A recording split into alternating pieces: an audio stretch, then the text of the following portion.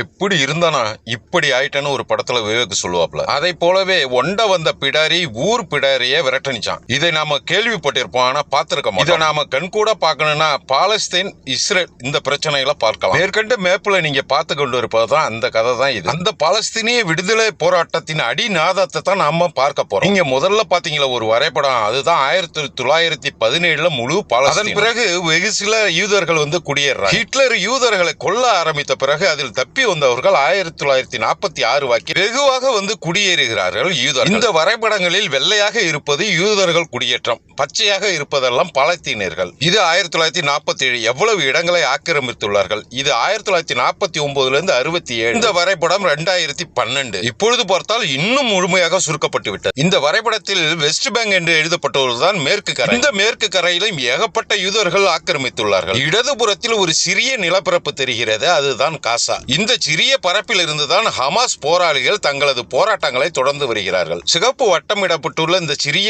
பகுதியிலிருந்து தான் ஹமாஸ் போராளிகள் தொடர்ந்து போராடி வருகிறார்கள். 1917 100% இருந்த பாலஸ்தீனம் 1947 44% சுருங்குகிறது. 1967 22% சுருங்குகிறது. 2020 15% நிலப்பரப்பாக சுருங்கிவிட்டது. 85 விழுக்காடு யூதர்களின் கையில் இருக்கிறது. இப்போது கூறுங்கள், ஹமாஸ் தீவிரவாதிகளா போராளிகளா?